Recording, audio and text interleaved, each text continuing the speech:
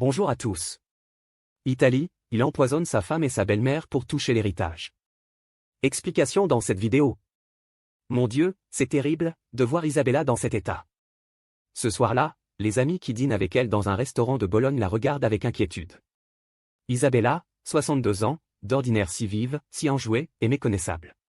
Ses gestes sont lents, hésitants, ses yeux gorgés de tristesse comme si elle allait éclater en sanglots. C'est à l'évidence un très gros coup de déprime. Et les amies compatissantes, autour de la table, en connaissent la raison.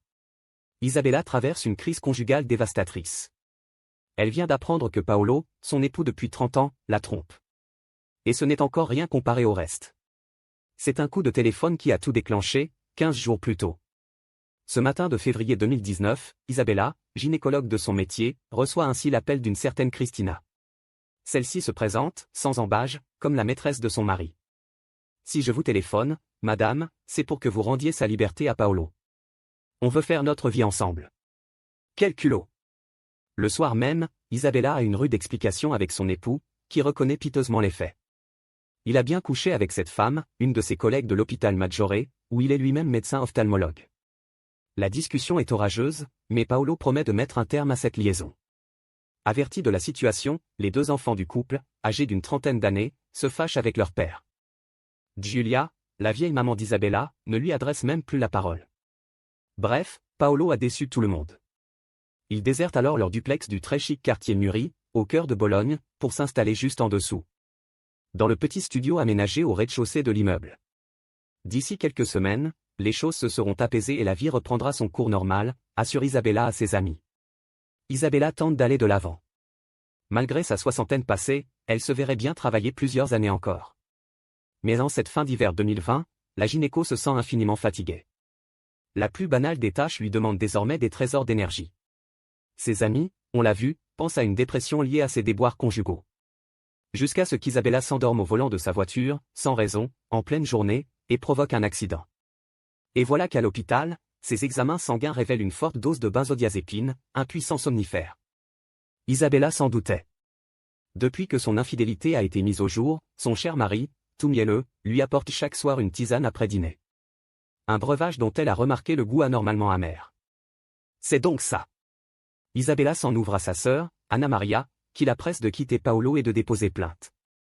Mais, par peur que sa famille n'explose, et peut-être aussi pour sauver les apparences, Isabella refuse. Lourde erreur. Au soir du 19 mai 2021, Anna Maria appelle sa sœur pour prendre de ses nouvelles. Au bout du fil, Isabella paraît groggy, incapable d'aligner deux mots intelligibles. Inquiète, Anna Maria fonce chez elle et la découvre dans un état affligeant, comme droguée. D'une voix pâteuse, Isabella explique qu'au cours d'un dîner en tête-à-tête, Paolo lui a servi un verre de vin au goût douteux. C'est tout ce dont elle se souvient. Anna Maria profite de l'absence de son beau-frère pour fouiller les poubelles. Elle met la main sur la fameuse bouteille de vin et l'emporte. Elle s'efforce aussi, à nouveau, de convaincre sa sœur de quitter ce mari diabolique. Mais rien n'y fait. Isabella se persuade que si Paolo la drogue, c'est seulement pour l'endormir et aller rejoindre tranquillement sa maîtresse. Elle refuse de voir la vérité en face. Et à cette situation malsaine vient bientôt s'ajouter un malheur. Au matin du 9 octobre 2021, la vieille maman, Giulia, est retrouvée morte dans son lit, victime d'un arrêt cardiaque. Elle avait 89 ans. Son décès n'a donc rien de surprenant, mais Isabella est dévastée. Elle ignore que son deuil ne durera que 22 petits jours. Le 31 octobre, les secouristes sont de retour dans le quartier Muri de Bologne, au numéro 6 de la Via Banconi. Une autre occupante de la résidence a été trouvée morte dans son lit au petit matin. C'est Isabella. Elle gît en travers des draps, uniquement vêtue de ses sous-vêtements. Son médecin de mari, qui se tient à son chevet, a déjà constaté son décès. La dépouille est rapidement évacuée à la morgue, dans l'attente des funérailles. Paolo est auditionné. Il explique avoir vu sa femme vivante pour la dernière fois aux alentours d'1h du matin. Ils ont discuté un moment dans sa chambre, puis il est descendu dormir dans son studio. Reste que Paolo semble pressé de faire incinérer son épouse et que cela intrigue les policiers. D'autant que selon le reste de la famille, Isabella voulait plutôt être enterrée. Ses enfants sont les premiers à douter. Leur mère se couchait invariablement en pyjama, alors pourquoi l'a-t-on retrouvée en sous-vêtements? Autre détail troublant, Paolo affirme que la chambre était fermée quand il a découvert le corps de sa femme. Or Isabelle dormait toujours avec la porte ouverte. Anna Maria, la sœur d'Isabella, ne tarde pas à réclamer une autopsie.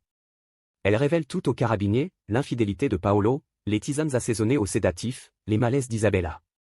Surtout, elle leur remet la bouteille de vin suspecte qu'elle avait précieusement conservée.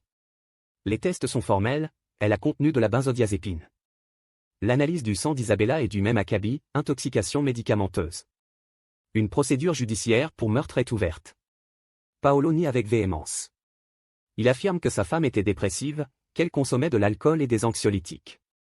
Il va jusqu'à suggérer qu'elle s'est tout bonnement suicidée. Mais il ne peut en dire autant de Giulia, l'octogénaire, la maman du clan, morte 22 jours plus tôt.